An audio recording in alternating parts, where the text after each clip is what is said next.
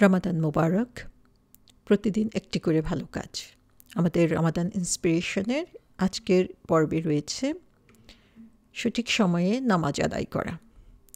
আমরা যদি প্রতিদিনই একটা একটা করে ভালো কাজ করার জন্য চেষ্টা করি, তাহলে দেখব যে রাসূল সাল্লাল্লাহু আলাইহি ওয়াসাল্লাম যেমন আমাদেরকে বলেছেন যে অল্প করে করি, কিন্তু প্রতিদিন যদি আমরা করি, রেগুলারলি যদি করি, তাহলে সেটাই আল্লাহর কাছে সবচেয়ে পছন্দনীয়। এবং এই ভালো কাজগুলো দেখবেন যে প্রতিদিনই আমাদের করা হচ্ছে, প্রতিদিনই আমরা করতে পারি, সেই সুযোগ আমাদের রয়েছে। সো প্রতিদিনই আমরা একটু একটু করে চেষ্টা করব আমাদের জীবনটাকে চেঞ্জ করার জন্য এবং এই ভালো কাজগুলো নিজেদের জীবনে প্রতিষ্ঠিত করার জন্য। সঠিক সময়ে নামাজ পড়া। কেন নামাজ আমাদের জন্য এত গুরুত্বপূর্ণ? আমরা যদি তিরমিজি শরীফের এই হাদিসটা দেখি, তাহলে দেখব রাসূল সাল্লাল্লাহু আলাইহি ওয়াসাল্লাম বলেছেন, কিয়ামতের মাঠে সবচেয়ে প্রথম যে জিনিসটা দিয়ে মানুষের বিচার করা হবে, তার যত ভালো কাজ আছে, সমস্ত ভালো কাজের মধ্যে প্রথম যে কাজটা বিচার করা হবে সেটা হচ্ছে তার নামাজ। নামাজ যদি সঠিক থাকে, তার হিসাব যদি সে সঠিকভাবে মিলাতে পারে, তাহলে সে কি করবে? পরীক্ষায় পাশ করলো এবং সামনের দিকে এগিয়ে যাবে। কিন্তু যদি তার নামাজ সঠিকভাবে সে পেশ করতে না পারে, নামাজে হিসাবটা সঠিকভাবে পেশ না হয়, তাহলে সে পরীক্ষায় ফেল করলো এবং সে লুজার হলো।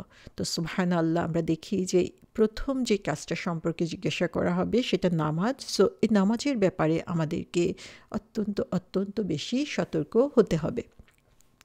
তিরমিজি শরীফের আরেকটা হাদিসে রয়েছে, ঈমান এবং কুফর এই দুইটার মধ্যে পার্থক্য করে কি? সেটা হচ্ছে নামাজকে পরিত্যাগ করা। তার মানে হচ্ছে আমরা অনেক ভালো কাজ করতে পারি, অবশ্যই আল্লাহ বলেছেন ভালো কাজের যে ফলাফল সেটা আল্লাহ সুবহানাহু ওয়া তাআলা আমাদেরকে দুনিয়াতেও দিবেন, আখিরাতেও দিবেন। কিন্তু যার ঈমান নেই, তার ভালো কাজের ফলাফল সে দুনিয়াতেই পেয়ে যাবে, আখিরাতে তার জন্য কিছুই থাকবে না। সো যে নামাজ পড়ে না, তার জন্য যেটা বলা হচ্ছে যে নামাজকে যে পরিত্যাগ করলো, সে আসলে কুফরি করলো এখানে। তো সুবহানাল্লাহ, আমরা যারা নিজেকে মুসলমান মনে করি, নিজেকে মুসলমান হিসাবে আল্লাহর সামনে পেশ করতে চাই, তাদের জন্য নামাজ হচ্ছে অত্যন্ত গুরুত্বপূর্ণ একটি ব্যাপার।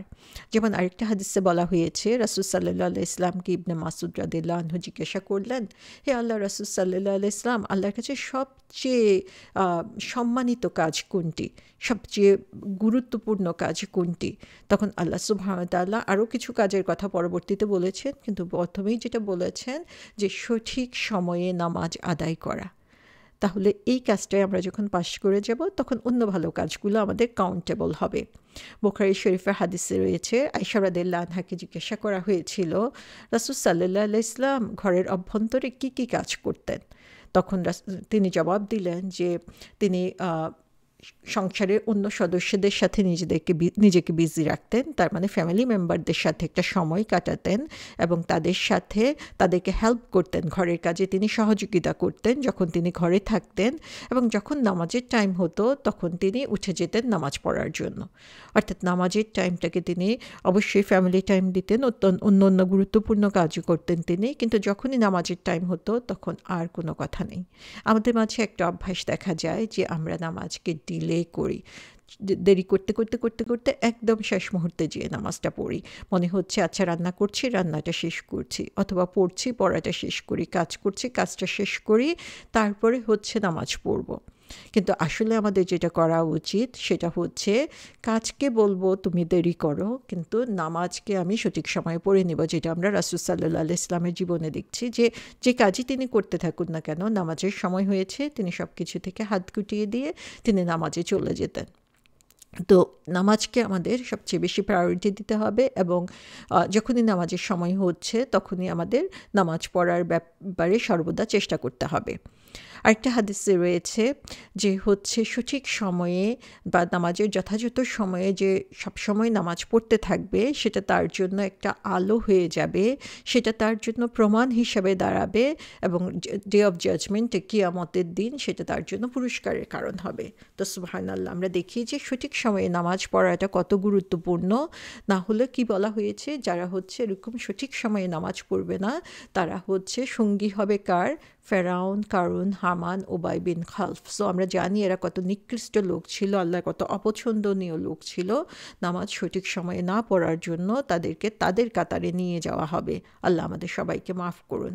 বুখারী এবং মুসলিম শরীফের হাদিসে এসেছে যে যখন সকালবেলা আমরা যখন ঘুমিয়ে থাকি আসলে রাতের বেলা, যে ফজরের নামাজের সময় উঠার ব্যাপারটার ব্যাপারে বলা হয়েছে যে শয়তান কি করে, আমাদের মাথার পিছনে 3টা গিট দিয়ে দেয় যখন আমরা ঘুমাতে যাই, এবং প্রত্যেকটা গিট দেওয়ার সময় বলতে থাকে যে তোমার জন্য লম্বা রাত রয়েছে, তুমি ঘুমাতে থাকো। তার মানে হচ্ছে 3টা নট দিতে দিতে সে যখন এটা বলে তখন সে অনেক বেশি ঘুমের জন্য আমাদের জন্য তখন দোয়া করতে থাকে। আসলে যখন সে লোক আমরা যখন উঠে যাই এবং আল্লাহ সুবহানাহু ওয়া তাআলাকে স্মরণ করি, যেমন আমরা ঘুম থেকে উঠার দোয়াটা কি, আমরা ঘুম থেকে উঠার যে দোয়া সেটা যদি আমরা বলি আলহামদুলিল্লাহিল্লাযী আহইয়ানা বা'দা মা আমাতানা ওয়া ইলাইহিন নুশুর, যখনই আমরা ঘুম থেকে উঠার পরপর আল্লাহকে স্মরণ করলাম তখন একটা গিট খুলে গেল। তারপরে উঠে যখন আমরা অজু করলাম তখন আরেকটা গিট খুলে গেল।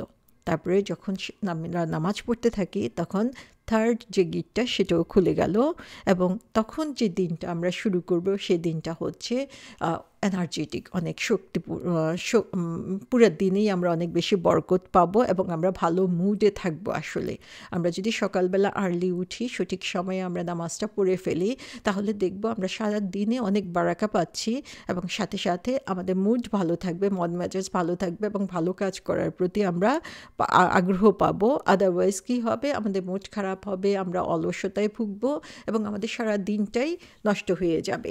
তো এই যে শয়তানের নট, আমরা ফজরের সময় উঠাটা আমাদের কাছে মনে হয় যে বিরাট একটা চ্যালেঞ্জ আমাদের জন্য।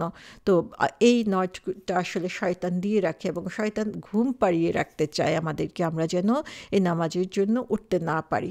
তো আমরা সকালবেলার নামাজটা, ফজরের নামাজটাই যদি সুন্দরভাবে শুরু করতে পারি, আমাদের সারা দিনটা আমরা সুন্দরভাবে আল্লাহর কাজে লাগাতে পারবো। বুখারী শরীফের হাদিসে এসেছে রাসূল সাল্লাল্লাহু আলাইহি ওয়াসাল্লাম বলেছেন যে মানুষ যদি জানতো জোহরের নামাজ সঠিক সময়ে বা আর্লি ওয়াক্তে পড়ার পুরস্কার কি, তাহলে সে এটার জন্য দৌড়ে প্রতিযোগিতা করত।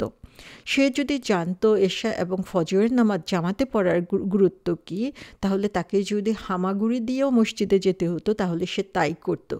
তারা যদি জানতো যে নামাজের প্রথম কাতারে পড়ার পুরস্কার কি, তাহলে তারা এটার জন্য লটারি করত। তো সুবহানাল্লাহ, আমরা একটা হাদিসে দেখলাম যে ফজরের নামাজের গুরুত্বের কথা বলা হয়েছে, আর এই হাদিসটাতে আমরা দেখছি যে জোহরের নামাজের কথা, আসরের নামাজের কথা, ঈশার নামাজের কথা এবং ফজরের নামাজের কথা এখানে বলা হচ্ছে যে প্রত্যেকটা নামাজে সঠিক সময়ে আওয়াল ওয়াক্তে পড়ার যে গুরুত্ব সেটা আমরা দেখছি যে কেউ যখন আগে থেকে প্রিপেয়ার্ড হয়ে যাবে সেই কিন্তু প্রথম কাতারে দাঁড়াতে পারবে নামাজের জামাতে, এবং বলা হচ্ছে সেটার জন্য সে ড্র করবে। সো মানুষের মধ্যে প্রতিযোগিতা লেগে যেত যে কি পুরস্কার তারা পাবে সেটার জন্য, যে কার আগে কে সঠিক সময়ে বা আওয়াল ওয়াক্তে নামাজটা পড়তে পারে। তো এটা হচ্ছে আমাদের জন্য খুবই ইন্টারেস্টিং একটা হাদিস, কারণ হচ্ছে আমরা জানি যখনই কোনো পুরস্কারের লোভ দেখানো হয়, কোনো ড্র যে সেখানে জিতার চান্স অনেক বেশি, সে কথা যদি আমাদেরকে বলা হয় আমরা সবাই কিন্তু হুড়মুড় করে সেখানে চলে যাই যে কোন কাজটায় পুরস্কার বেশি সেটা পাওয়ার জন্য, কোন কাজটায় আমার লাভ বেশি হবে। কিন্তু নামাজের ব্যাপারে আসলে দেখা যায় আমরা গাফেল হয়ে যাই। সবচেয়ে বেশি যেটা হয় জোহরের নামাজের ব্যাপারে, যে আমরা এত বেশি কাজে ব্যস্ত থাকি, ইনক্লুডিং মি, আসলে সে সময় যেহেতু কাজে থাকতে হয় সে কারণে এত বেশি ব্যস্ত থাকি আমরা, অথবা ঘরের কাজে আমরা এত বেশি ব্যস্ত থাকি, দেখা যায় যে জোহরের নামাজটা অনেক দেরি করে পড়া হয়ে যায়। অথচ রাসূল সাল্লাল্লাহু আলাইহি ওয়াসাল্লাম বলেছেন যে এর পুরস্কার যদি আমাদের জানা থাকতো তাহলে আমরা কি করতাম, এটার জন্য দৌড়ের কম্পিটিশন আমাদের মধ্যে লেগে যেত যে কার আগে কে যেয়ে আওয়াল ওয়াক্তে নামাজটা পড়ে নিতে পারে। তো সুবহানাল্লাহ, আমরা যদি এরকম সঠিক সময়ে নামাজগুলো পড়ে নিতে পারি তাহলে আল্লাহ সুবহানাহু ওয়া তাআলার পছন্দনীয় বান্দা হতে পারবো, অনেক অনেক পুরস্কার আমরা জমা করতে পারবো।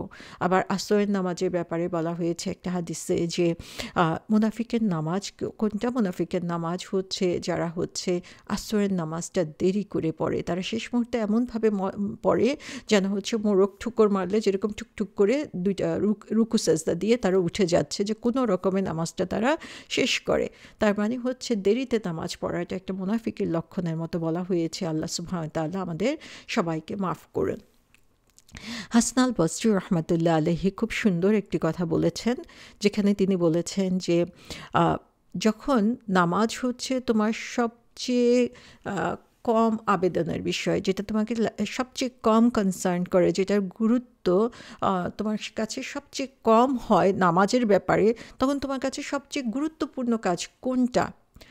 আসলে নামাজের চেয়ে গুরুত্বপূর্ণ কাজ কোনোটাই হতে পারে না। এবং তিনি বলেছেন যে তুমি যত বেশি তোমার নামাজকে ফিক্স করবে, নামাজ সঠিক সময়ে পড়বে, নামাজ যত্নের সাথে পড়বে, নামাজের হুকুম হাকামগুলো ঠিক মতো মানবে, নামাজে সঠিকভাবে কনসেন্ট্রেট করবে, তো এগুলোই হচ্ছে ফিক্স করা সালা। যে আমরা যত বেশি আমাদের নামাজকে সৌন্দর্যমণ্ডিত করব, তত বেশি আমাদের জীবন সৌন্দর্যমণ্ডিত হবে, জীবন আমাদের ফিক্স হবে। এবং তিনি বললেন যে তোমরা কি জানো নামাজ হচ্ছে সফলতার সমার্থক, যে নামাজ এবং সফলতা, আমরা যদি সাকসেসফুল হতে চাই জীবনে, তাহলে কি হচ্ছে আমাদেরকে নামাজের ব্যাপারে সচেতন হতে হবে। সেটা কেন তিনি বলেছেন? আমরা জানি প্রতি 5 ওয়াক্ত নামাজে আমরা 5 বার আজান শুনি। সেই আজানে কি বলা হচ্ছে? আজানে বলা হচ্ছে হাইয়া আলাস সলা হাইয়া আলাল ফালা, যে তোমরা নামাজের দিকে আসো, তোমরা সাফল্যের দিকে আসো। আমরা কেউ কি এটা খেয়াল করেছি নামাজে আজানের মধ্যে কেন এটা বলা হচ্ছে? তার মানে হচ্ছে নামাজের জন্য আসাটাই হচ্ছে সফলতার একটা বড় লক্ষণ। যে যখনই আজান দেওয়া হচ্ছে, যখনই নামাজের টাইম হচ্ছে, তখন আমরা যত দৌড়ে যাব নামাজের দিকে, তত বেশি আমরা সফল হতে পারবো, জীবনে সাকসেসফুল হতে পারবো। তো তিনি বলছেন যে তোমরা কিভাবে আল্লাহ সুবহানাহু ওয়া তাআলার কাছে সফলতার জন্য দোয়া করো, যখন তিনি তোমাদেরকে ডাকে না, তোমরা সেই ডাকে সাড়া দাও না। তার মানে হচ্ছে এই নামাজ যে আমাদের সাফল্যের চাবিকাঠি, সেটা আমাদেরকে আসলে বুঝতে হবে, যে নামাজের মাধ্যমে কিভাবে আমাদের জীবনকে সফলতার দিকে নিয়ে যাওয়া হয়। আল্লাহ সুবহানাহু ওয়া তাআলা আমাদেরকে ডাকছেন সফলতার দিকে, আমরা সেটাকে ইগনোর করে নিজের কাজে ব্যস্ত থাকছি, মনে করছি সেখানেই আমাদের সাফল্য, কিন্তু এটা যে একটা ভুল, সেটা আমরা বুঝতে পারছি না। সো এটাই হচ্ছে কথা, যে যেখানে নামাজকে আমাদের সবচেয়ে প্রথম নামাজের ব্যাপারে জিজ্ঞাসা করতে হবে, তখন দেখা যায় আমাদের মনে নামাজটা থাকে সবার শেষে। এর চেয়ে দুর্ভাগ্যের কথা আর কি হতে পারে, যে সবচেয়ে গুরুত্বপূর্ণ কাজটাকেই আমরা সবচেয়ে পিছনে ফেলে দেই, যে সব কাজ শেষ করার পরে তখন আমরা নামাজের কথা মনে করি। রাসূল সাল্লাল্লাহু আলাইহি ওয়াসাল্লাম বলেছেন যে তোমরা মনে করো তোমাদের বাড়ির সামনে একটা নদী রয়েছে, এবং সেখানে তোমরা 5 বার গোসল করো, তখন কি তোমাদের গায়ে কোনো ময়লা থাকবে? তখন সাহাবারা বললেন যে না, এটা কিভাবে সম্ভব, 5 বার গোসল করার পরে আর কারো গায়ে কোনো ময়লা থাকে? তখন রাসূল সাল্লাল্লাহু আলাইহি ওয়াসাল্লাম বললেন যে তোমরা যখন দিনে 5 বার নামাজ পড়ো, তখন আল্লাহ সুবহানাহু ওয়া তাআলা এমনিভাবে তোমাদের গুনাহগুলোকে ওয়াইপ আউট করে দেন, গুনাহগুলোকে মুছে দেন। সুবহানাল্লাহ। যে এই লোভেও আমরা যদি নামাজ পড়ি, তাহলেও দেখা যাবে যে আমরা নামাজ সঠিকভাবে পড়ার জন্য চেষ্টা করব। এবং তিনি বলেছেন যে তোমরা বেশি বেশি করে নামাজ পড়ো, কারণ যতবার তোমরা নামাজে সেজদা দিচ্ছ, ততবার তোমাদের সম্মান, তোমাদের অবস্থান আল্লাহ সুবহানাহু ওয়া তাআলার কাছে 1 ডিগ্রি করে বেড়ে যাচ্ছে, এবং তিনি তোমাদের একটা করে গুনাহ মাফ করে দিচ্ছেন। তো সুবহানাল্লাহ, যে যত সেজদা দিব আমরা আল্লাহর সামনে, তত বেশি আমাদের সম্মানের স্তর বাড়ছে, তত বেশি আল্লাহর কাছে আমরা সম্মানিত হচ্ছি। এবং কোরআনে বলা হয়েছে যে নামাজ হচ্ছে এমন একটা জিনিস, যে জিনিস হচ্ছে কি করছে, আমাদের ফাহাশা থেকে, আমাদেরকে অশ্লীল কাজ থেকে, খারাপ কাজ থেকে আমাদেরকে দূরে সরিয়ে রাখে। তো আমরা একবার চিন্তা করি যে প্রতিদিন 5 বার আমরা আল্লাহর সামনে হাজির হচ্ছি, প্রতিদিন যত সিজদা দিচ্ছি সেগুলোতে আমাদের গুনাহ মাফ হচ্ছে, প্রতিদিন আমরা নামাজে দাঁড়ানোর সাথে সাথে আল্লাহ সুবহানাহু ওয়া তাআলা আমাদেরকে সফলতার দিকে ডেকে নিয়ে যাচ্ছেন, সফলতার পথে ডেকে নিয়ে যাচ্ছেন। সেখানে কিভাবে আমরা অন্যায় এবং খারাপ কাজ করতে পারি নামাজ পড়ার পরেও? নামাজ হচ্ছে আমাদের সাফল্যের চাবিকাঠি, এবং এই নামাজের চাবি ছাড়া সে জান্নাতে প্রবেশ করা আমাদের কারো পক্ষেই সম্ভব হবে না। অথচ আমরা সবাই হচ্ছি জান্নাতের আকাঙ্ক্ষী। তাহলে আমাদের এখন কি করতে হবে?